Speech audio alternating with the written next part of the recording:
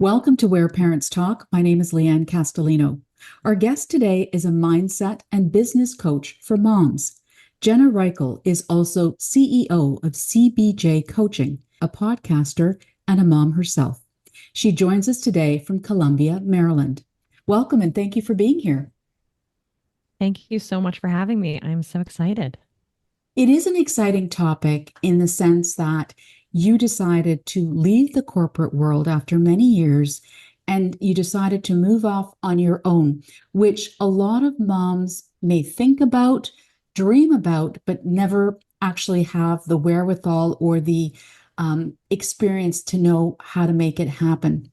Take us through a little bit about your story, Jenna, in terms of what led you from the corporate world to branching out on your own.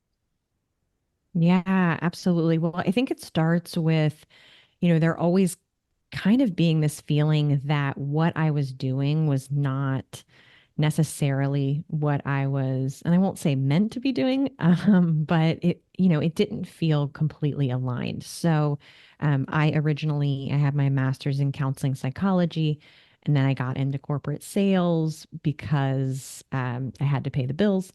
And, you know, the corporate world is a great option, and I loved it until I didn't, right? Until I sort of grew out of the benefits of it. Um, and really just had this nagging feeling that there was something that my interests, my talents, my skills could be better suited for.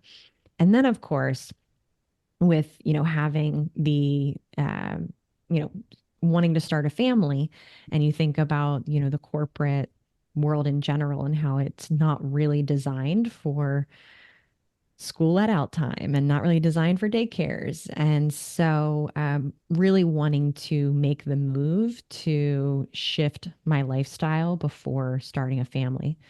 I will also say my husband and I have always wanted more freedom and flexibility. He's always been an entrepreneur, um, which I think is another, a small reason of why I saw it being done, not by another mom or another, woman close to me, but, seeing it and seeing the benefits of it and seeing the flexibility really was inspiring. And honestly, I was resentful of it too for a while, right? Like the freedom that he had while I, managed a team and dealt with all the corporate stuff. Um, but, it was seeing a different life that we wanted for ourselves, right? It's like we had so many conversations around what we wanted our family to look like in terms of flexibility and travel and making our own decisions. And corporate just didn't fit into that plan. And so, it became more and more critical that I start paving the way to create what is now my business.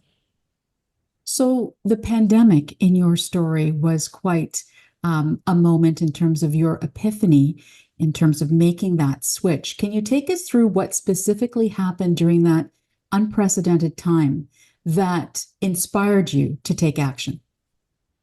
Yeah, I mean, I think the first thing that for and again to put you in the timeline, that was the pandemic was before I had my son Adley, so I had him in 2022.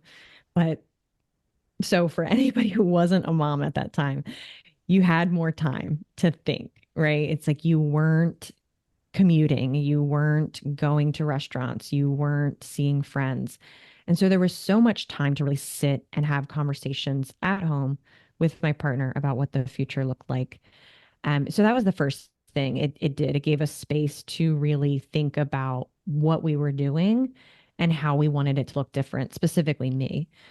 The other thing was, burnout had been building. I won't say that I ever got to complete burnout because that's, a clinical diagnosis. I was never hospitalized, but I was on the road to burnout, giving my all to this company and really caring more about the company than I cared about myself. And during COVID, myself as, this counseling background, this manager who was always more of a therapist, in the best possible way, in my opinion, it was a lot because I was so used to putting everybody else before me. And so when COVID happened, it was really dangerous to put everybody else before you because we were all going through and navigating such a difficult time in the world for so many different reasons, right? And so that is where I sort of hit a wall of this needs to happen. And it needs to happen sooner rather than later because I'm at a breaking point. And the other thing that COVID, back to the time element, COVID, since we weren't leaving our house, COVID's actually when I started seeing clients for free on the side. And so after my full work day, I would meet with clients in the evening. I partnered with a low income single parent housing coalition and said, hey, I'm a certified coach and would love to donate hours to the women in your facility. And it was amazing because I would end my busy, stressful workday from, 8 to 5, 8 to 5:30 or 6. And then I'd meet with these women and I would do coaching and I would leave those days feeling so much more energized than the days that I didn't have clients in the evening. And that's when it really told me it was like, oh, there's a world where I work and I get energy from my work rather than just always feeling so depleted. I think it's such an important point that you're making because a lot of people don't have that awareness necessarily because especially moms, we're so put, as you said, used to putting ourselves last or not even accounting for ourselves. So then it becomes a question of how do I prioritize myself? And the other thing that you said that I think is really interesting is creating a life by design.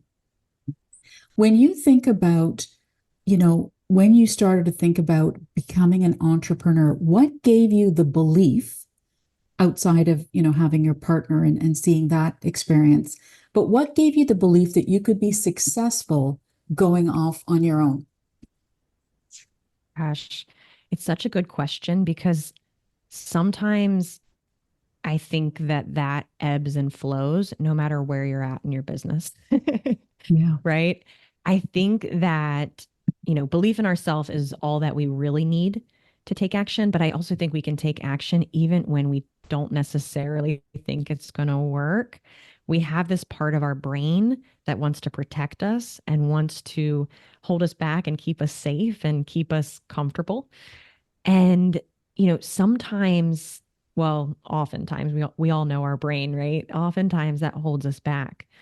So, I mean, for me, it was truly this knowing that I could be doing something that gave me more energy and that I was better at, right? It was like, I saw this in the clients that I worked with that this was more aligned with how I wanted to show up in my work every day. And so that knowing sort of drove me that like this has to work because it feels so aligned.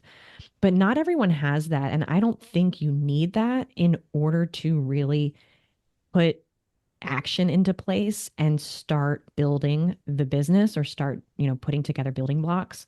I will say, I started out coaching leaders to prevent burnout because it was a more synergistic transition out of corporate. My entire network was corporate. So, I wasn't going to leave corporate and then coach moms to leave corporate, right? I would, my whole network was within corporate. So I did a lot of that work that I knew so well. And that was fulfilling, but it wasn't, again, it was the stepping stone to where I am now.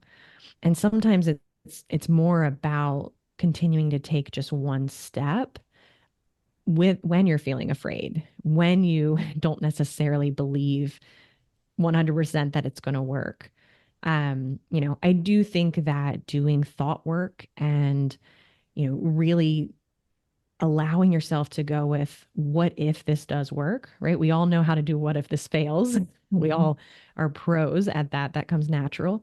But the what if this is successful is so much more important because the worst case scenario is not failing and going back to corporate. The worst case scenario is truly never knowing whether that thing that felt so exciting and energizing could have worked, right? It's like that's so much worse than just returning to the life that you're already living.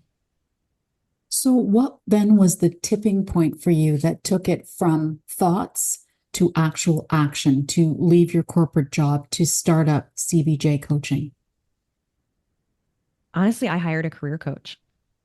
So I hired a career coach. Um, at that point, I had not said out loud to anyone but my partner that I wanted to start a coaching business, even though I had a coaching certification. And I remember telling this woman who I trusted and still trust and love and keep in touch with, but I remember telling her, well, I kind of have this idea that I maybe want to start this business. And saying it was like so monumental because she heard it. She believed in me more than I believed in me.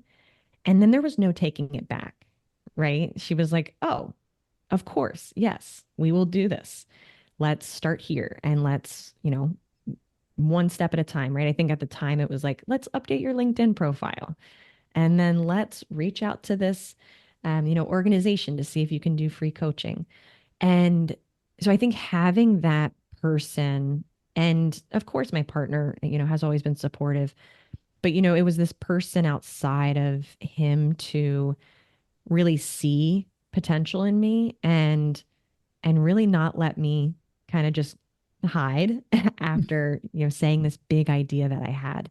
So it was having that accountability for sure. And then it was just coming up with a plan and chipping away at it. And I look back now, and of course, the way that I updated my LinkedIn profile, the way that I did things then is like not even how I work, not what I recommend for my clients, but it was still momentum, right? It was still motion. And I feel like it can be so hard to get that motion moving when we're feeling so stuck and drained and like there are no outlets. Now, the other piece that's really interesting about your story is that you decided to focus your business on moms. Why did you strategically choose that? Yeah. So honestly, before becoming a mom, I had an idea about what it was to be a mom. I never saw myself as a mom, which I should share because I think that a lot of people, romanticize wanting to become a mom and that's just not what it was for me. I had a lot of fears around, do I even have the capacity to love something as much as these other moms who are talking, explain it. And I had a lot of reservations about the entire thing. Um, but when I looked at moms from a business perspective prior to becoming a mom, I was like, this is such a great niche, right? Business school, they talk about niches, marketing courses, niches. It's like this subset of women or subset of people. You know where to find them. You know that they are struggling, right? Because there's just a lot of conversations around all the things that moms are going through, right? And then I became a mom and it changed everything for me, of course.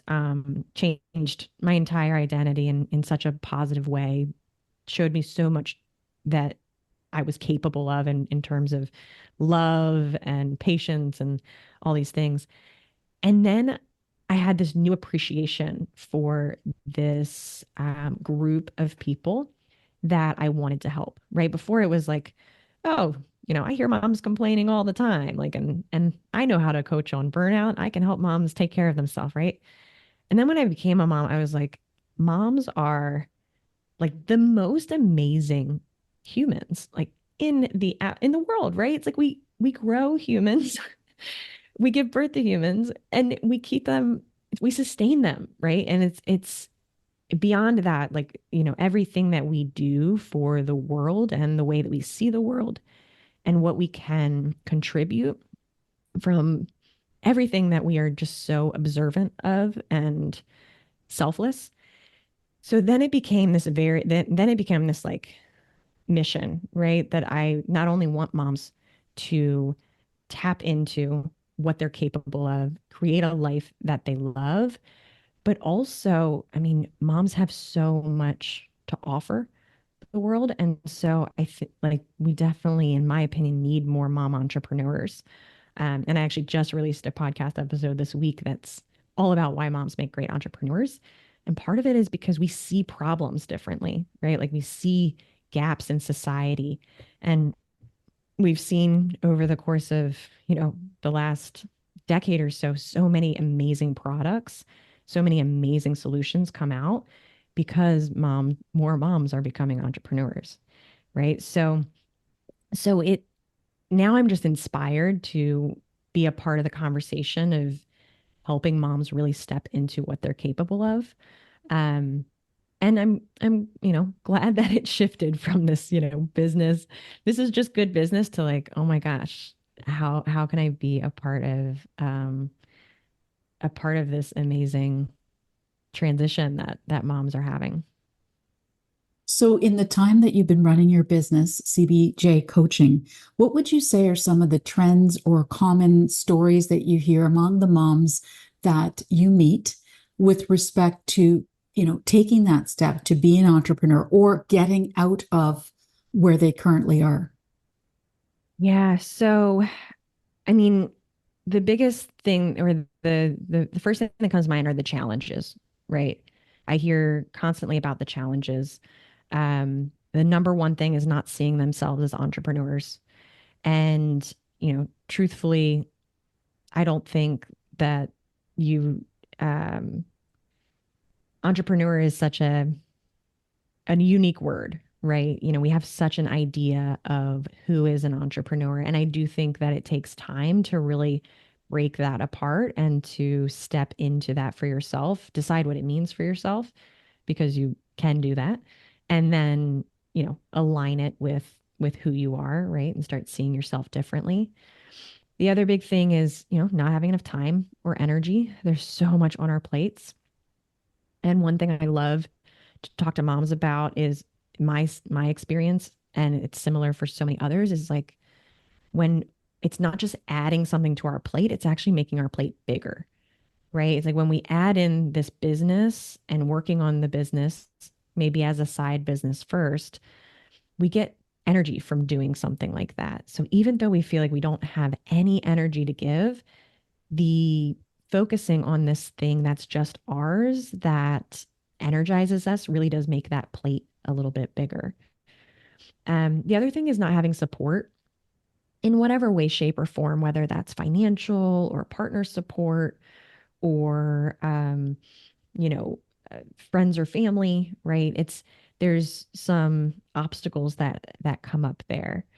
Um, and those are really the biggest obstacles that I see for moms starting out. And those are all pretty easy to fix or pretty easy to at least start to fill the gaps so that they can start chipping away at their business.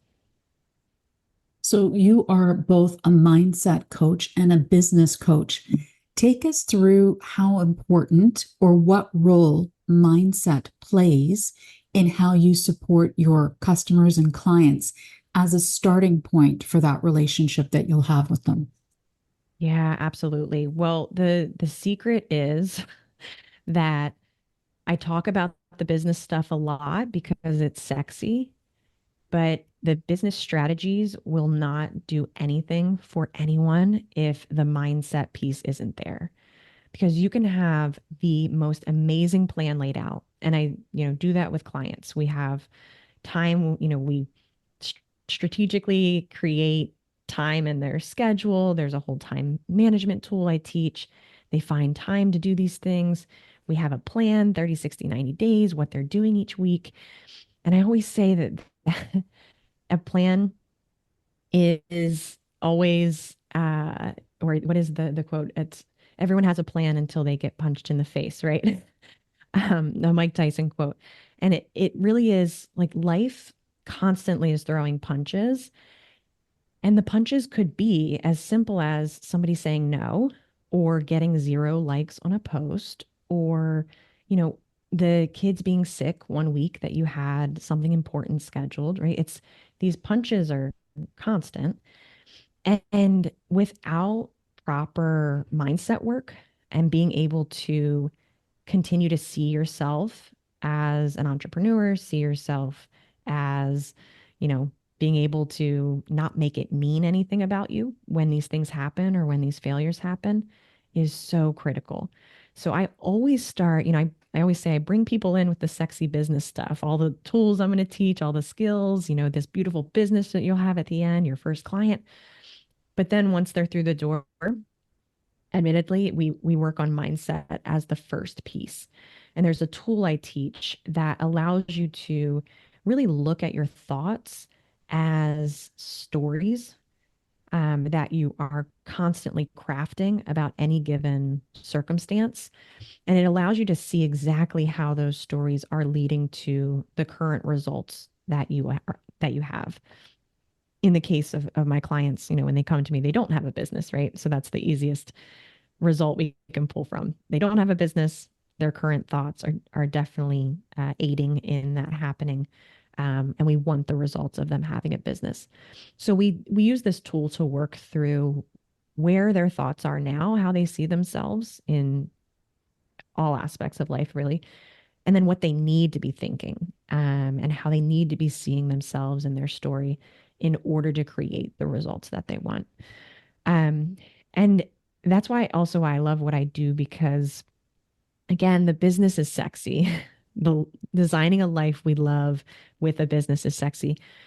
But from day one, there's a new way that these moms are seeing themselves and a new way that they are even interacting in their relationships as moms, as human beings, that um, gives them so many results right from the start, right? It's like if you just learn this, and if we just talk about mindset, your life's going to be changed. But at the same time, I want you to have this business and be able to create the life you envision. And that's so important too with moms leaving corporate, because so much of it is how do we make work suck less? I talk about all the time, right? Because that's how we're spending our time right now. And it really is, um, it's so much better to not wake up feeling resentful and drained and exhausted every day. So that's really also where we start to make sure that we're working on where you're at right now in the environment that you're at. Because you can't make great business decisions if you're miserable and resentful every day. Definitely not.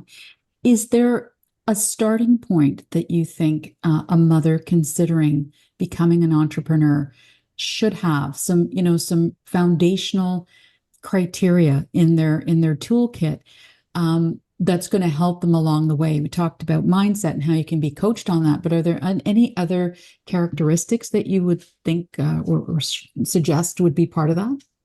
Yeah. So mindset is number one, right? Just and that's it doesn't have to be this full awareness and knowing. You can even just on a daily, weekly basis, take out a piece of paper, write down all your thoughts, and then look at each thought as a sentence rather than this truth about you, and say, the story I'm telling myself is blank, right? The story I'm telling myself is I messed up, or the story I'm telling myself is I'm a horrible mom, right? Um, so that's an easy way to tap in and to not let our brains just take over and lead us down paths that are really based on avoiding fear, right? The other thing, time management is so important. You have to have a system of how you do things, when you do things. I mean, it's so critical for moms. We all have somewhat of a system, but I think, really recognizing, does this system allow me to create the results that I want? And if not, there's hundreds. I teach a system that has changed my life, but there are hundreds out there. And so it's worth exploring to see if there's something else that fits that allows you to get things done, organize your mind, and really not feel so burdened all the time by all the things that we're doing. The other easy thing I would say is surrounding yourself with other mom entrepreneurs. When we're in corporate, we feel like the whole world is corporate, right? We feel like that is the only way. And I remember when I started attending networking events and virtual networking events and just hearing about other people's businesses and what they do and how they run their business, and it was so inspiring, right? And so I always recommend to people, surround yourself with more mom entrepreneurs. There's a ton of different networking events, there's organizations. I run a monthly networking event myself, the Mom Entrepreneur Circle. And it's really just a place for people to get together, share their challenges, get support from other moms. But once you start seeing that other people are doing it, it becomes less scary, right? You're like, oh, if, and I always say this too, there's 4.7, I saw a stat somewhere, 4.7 million moms have businesses. And and so then it's like, why not me? And when we're talking about the belief piece, it's like, well, I'm a above average human being. I think, like, why not me, right? If 4.7 million other moms can do it, and so we start to see that when we're surrounding ourselves with moms who are doing the thing, right? We start to get inspired.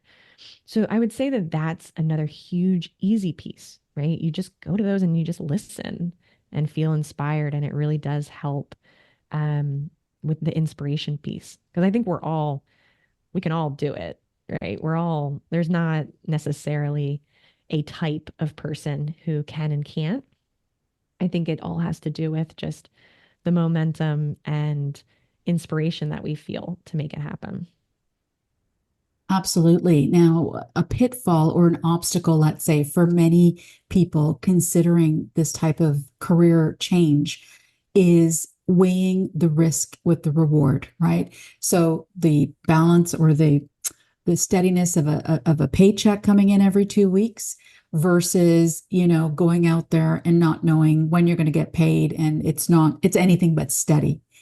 Um, can this be a factor, in your opinion, that prevents a lot of moms who feel that financial pressure to contribute to their family's economy and prevent them from becoming entrepreneurs in the first place? And how do they overcome that? Yeah, absolutely. I mean, it is the number one thing that I think prevents moms, because there is such a fear. And there's also this thought around, you even said it, right? Corporate is the steady paycheck.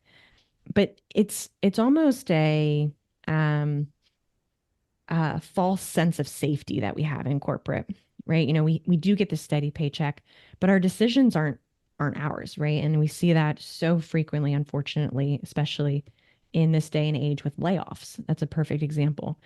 Um, but also another less maybe triggering example is even with pay scale limits, right? It's like there's other people making decisions about how much you can make, around what you make, what your bonus is, right? So much of that is out of your control. So, whereas it does feel safe to us because this is capitalism, this is the way society works, and the majority, um, there are still safety nets within entrepreneurship and within starting a business, right? Now, there's no limits to how much you can make, right? And we've seen that because we know of entrepreneurs out there who are making way too much money, right? So there's also this, again, coming back to the what if, like, what if I make more than I made in my corporate job, right? Yes, we do have to grapple with what steady means and what safety means, and that's why I talk a lot about money beliefs in with my clients as well, because often so much of our fear around money, and not everyone, of course, but is unfounded, right? It's like we have a certain idea of what needs to happen now for retirement based on messages that we get from society.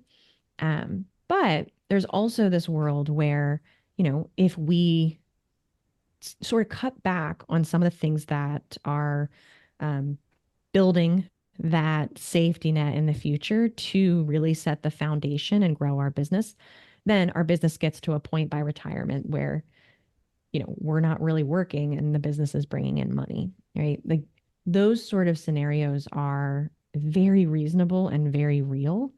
And so it's just worthwhile like exploring the fears, the what ifs, the worst case scenario and best case scenario, and really taking a look at those money beliefs.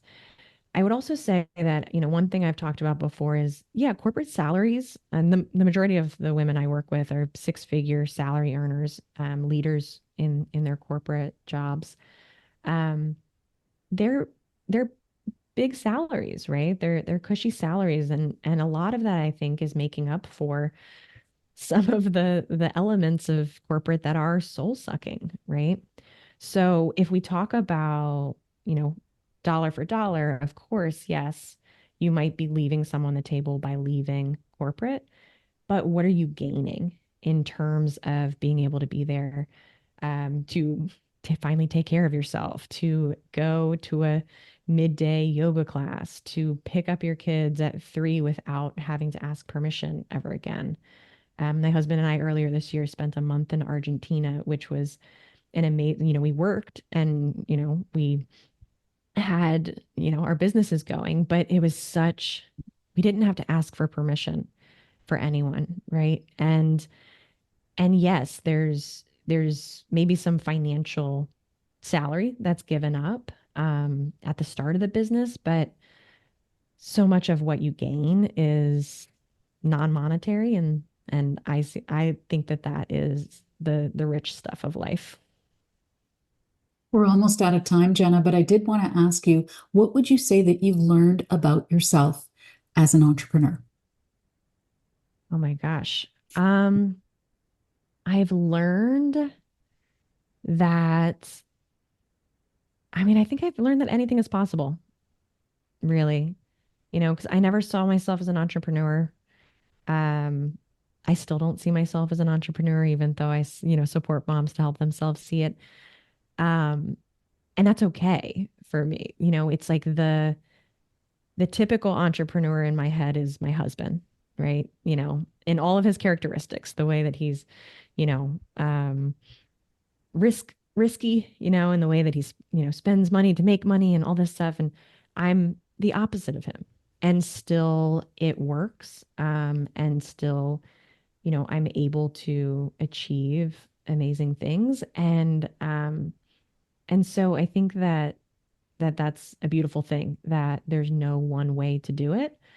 Um, and yeah, we can really pave our own ways in the world of entrepreneurship, which has been really cool. Certainly plenty of inspirational food for thought for moms who may be considering making a career move and becoming entrepreneurs. Jenna Rykiel, CEO of CBJ Coaching, business and mindset coach, and mom of one and expecting another one soon. Thank you so much for your time and your insight today. Thank you so much. It's been a fun conversation.